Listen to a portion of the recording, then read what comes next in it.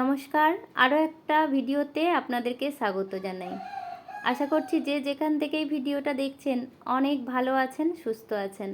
আমরাও অনেক ভালো আছি। তো আজকের ভিডিওটা সম্পূর্ণ দেখতে থাকুন, আশা করি আপনাদের ভালো লাগবে। এই সবে মামুনকে স্কুলে দিয়ে আর আসলাম, আর দেখলেন তো তাড়াতাড়ি করে সকালবেলা রান্না করেছি। আর আজকে সারা রাত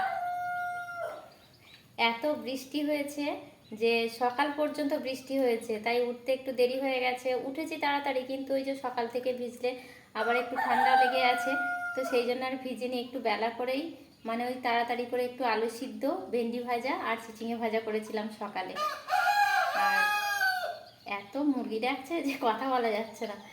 আর ওই ঝিঙে আলু দিয়ে একটু মানে তরকারিটার মতো করে রেখেছি, আর মশলা করে রেখেছি। এখনও তরকারির মধ্যে মশলা দিইনি, তা ভাবলাম একটু ছিপ ফেলবো, ছিপ ফেলে মাছ ধরবো, ধরে আর ওই তরকারিটা একেবারে সাঁতলে নেব। তো চলুন কি মাছ পড়ে ছিপে দেখা যায়। তারপর তো এই যে আটা মেখে নিয়ে চলে এসেছি পুকুর ধারে, দেখি কি মাছ হয়। সম্পূর্ণ ভিডিওটা দেখে যদি আপনাদের ভালো লাগে ভিডিওতে একটা লাইক দেবেন, আর চ্যানেলটিকে সাবস্ক্রাইব করে আমার চ্যানেলের পাশে থাকবেন। আর ভিডিওতে লাইক দিলে একটা হাইপ অপশান আসবে, প্লিজ হাইপ করে দেবেন। এটা আমাদের নতুন চ্যানেল, হাইপ করলে গ্রো হবে। তো প্রথম চারে দেখুন কিছুই হলো না, দেখি দ্বিতীয় চার দিয়ে কি পড়ে।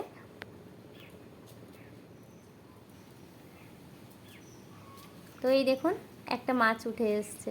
এই দেখুন একটা তেলাপিয়া মাছটা ছাড়াতে না ছাড়াতেই একাই নিচে পড়ে গেল।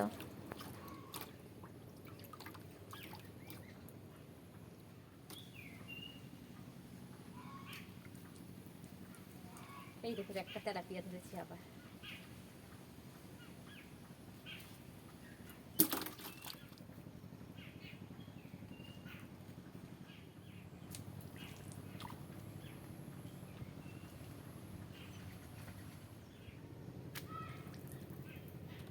আরও একটা ধরেছি।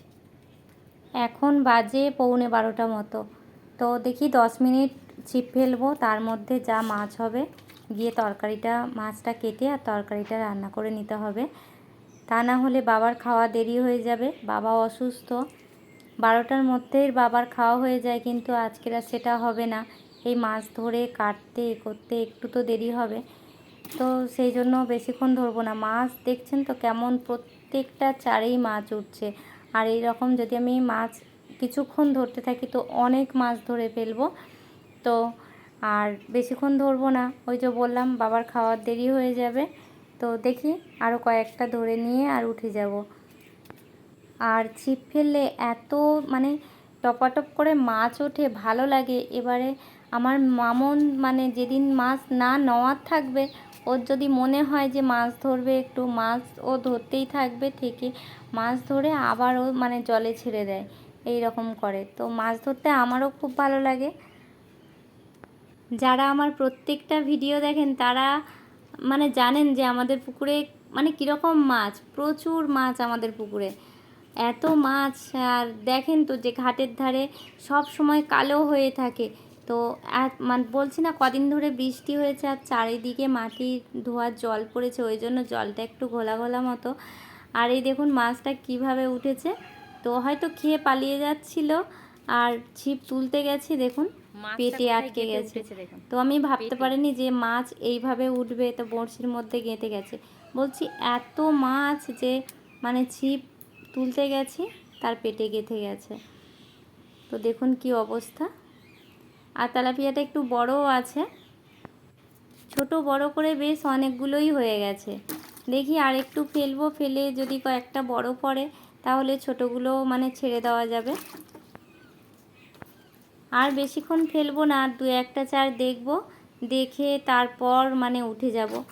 আবার রান্না করে নিয়ে বাবাকে খেতে দিতে, নিজের কাজ গোছাতে করতে আবার মানে মামনের ছুটির সময় হয়ে যাবে। আর একটু মানে নিজেরও একটু রেস্ট নিতে হবে, আবার ভিডিওর কাজ আছে। তো দেখুন আবার একটা বড় তেলাপিয়া পড়েছে।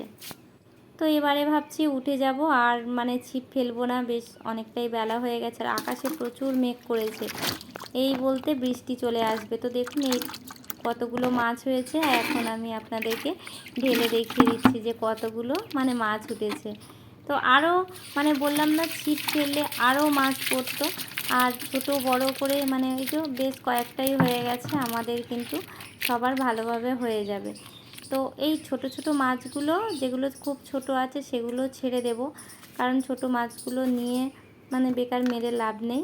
তো বড় মাছ যে কটা আছে আমাদের হয়ে যাবে। আর মাছগুলো আমি কেটে নিই, আর পুরো ভিডিওটা আপনারা দেখতে থাকুন।